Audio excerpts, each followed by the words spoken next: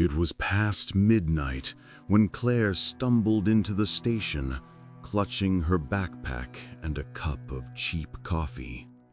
She had stayed too long at a friend's place across town, missed the earlier trains, and now this was her only option, the last train to Harrow. The station was nearly deserted. A bored attendant sat behind the glass, scrolling on his phone, barely glancing at her as she passed.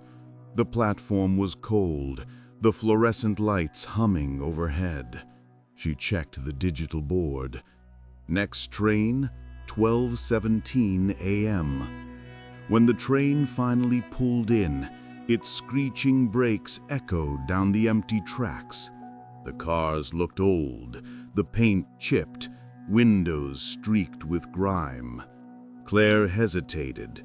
Something about it felt wrong, like stepping into a place time had forgotten. But she had no choice. She climbed aboard. Inside, the train was dimly lit. A few scattered passengers sat hunched in their seats, faces turned toward the windows. Claire found a seat near the middle of the car. The train lurched forward, and the city lights slid away behind them. At first, it was ordinary. She sipped her coffee, scrolled on her phone, but soon she noticed something strange. The other passengers weren't moving at all. No shifting in their seats, no checking their phones, no casual coughs or sighs. They sat frozen, like mannequins. She tried not to stare, but the silence was suffocating. Even the usual clatter of the train seemed muted, swallowed by the stillness. At 12:45, her phone buzzed. No signal, just a single notification: "Do not look up." Her stomach dropped. Someone had to be messing with her. She shoved the phone back into her pocket, heart racing. But curiosity clawed at her. Slowly, she raised her eyes. Across the aisle, a man was staring at her. His face was pale, stretched too thin, his eyes wide and unblinking. She looked away quickly, pretending she hadn't noticed. Her phone buzzed again. Another message: "Too late." Her breath caught. She tried to stand, to move to another car, but the doors between cars were locked. Panic surged through her. She glanced around, desperate for a friendly face. Then she saw it. One by one, the passengers were turning their heads toward her.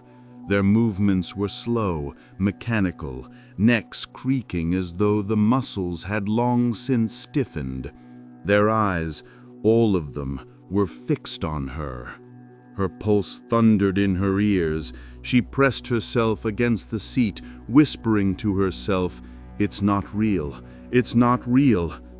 The lights flickered. When they came back on, the car was empty. Every passenger was gone. Her chest heaved. She stood, stumbling toward the end of the car. She banged on the connecting door, shouting for the conductor. No answer. Then from the far end of the car a figure appeared.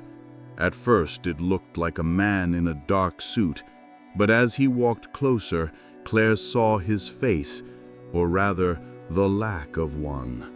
Smooth, featureless skin where eyes, nose, and mouth should be.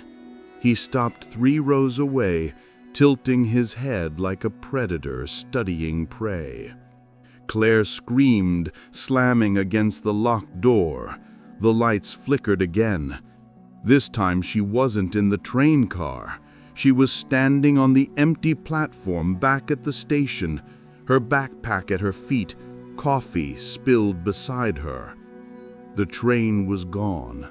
Only the echo of its wheels lingered in the dark tunnel. And when she turned toward the station exit, her breath froze. Every passenger she'd seen on that train stood there, motionless. waiting.